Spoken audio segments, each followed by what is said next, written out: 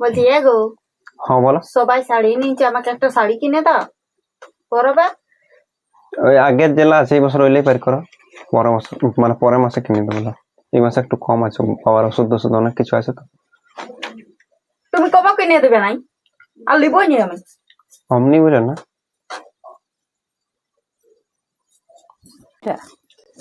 কিছু নেই, বস বস। তবে এখন ঝগড়া লাগতেছিল যে তোরা কিসের কই ঝগড়া, কিসের ঝগড়া? বলে গোল শোনাতেছিল বলে। না না, গুল টুল কিছু নেই, কিসের গুল? কিছু নাই। আর বলি আজ ডাক্তার আইছিলেন? হ্যাঁ এসেছিল। কি পয়সা পাতি বলছিস?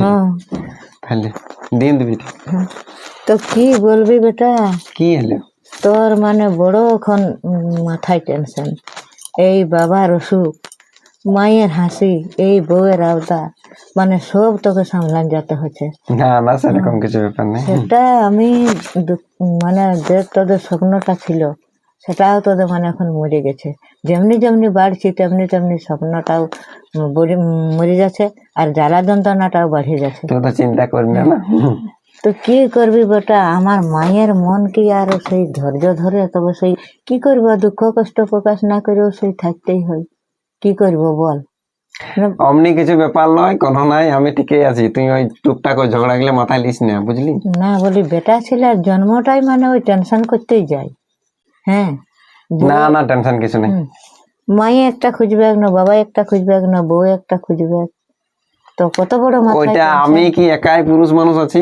দুনিয়ায় সবাই পুরুষ আছে, সবাই এরকম ভাবেই চলছে। হ্যাঁ তো দুনিয়াটারই কথা বলা হচ্ছে।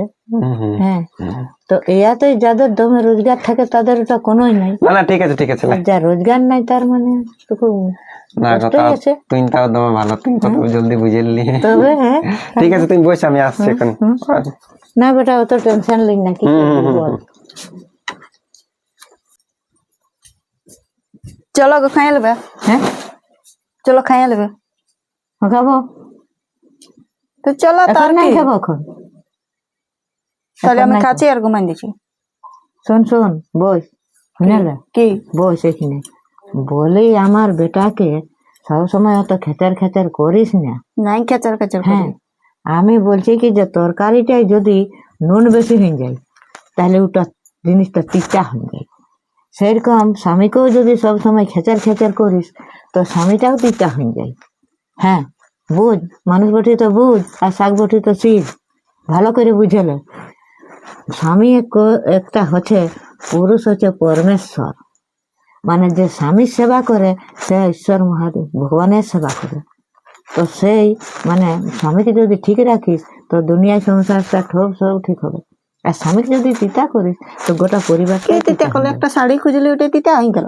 তো দেখ ও আর হাতে এখন পয়সা পাতি যদি নাই, তো যদি নাই দিতে পারলে তো কি করি বাবা, আমাদের কোনো রোজগার নাই, তো পুরানো গেলেই ওখান দেখা হবে। আর দেখো, একটা বউ কাজ ঠিনে বেশি রাগ দেখায় জানো, যে উহাকে ভালোবাসে।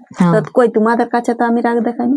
উহাকে দেখাতে পারে ও আমার নিজের লোক বলে দেখা, রাগ হইলে এখন রাগ হইলে একটু পরে ঠিক হয়ে যাবে। তো দেখ ওইটা কোনো না, শাড়ি না দিলেও আমরা দুজন ঠিক হয়ে যাবো। ওইটা মানুষ শুনো, যাকে মানুষ যে বেশি ভালোবাসে তাকেই রাগ দেখায়, মানুষ তাকেই রাগ দেখায়, অন্য কাউকে দেখায়নি। তো সেটাই বলা হচ্ছে। তো ওইটাই দেখ বাবা, যদি রাগে ওকে বললি আর কিনে দিতে কোনো, ওইটা ভালোবাসা রাগ, বুঝলে? ওইটা কোনো খারাপ উদ্দেশ্য নেই। তো ওটা তো আমি ভাবি নাই।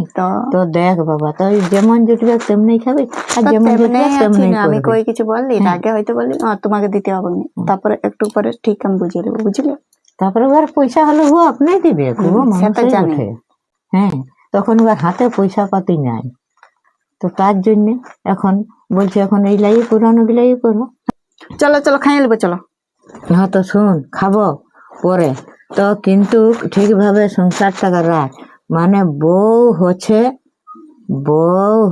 বরের মানসিক ডাক্তার, সে তো জানি। তো সেই যদি ঠিকভাবে যদি রাখিস তো সংসারটা ঠিকই থাকবে।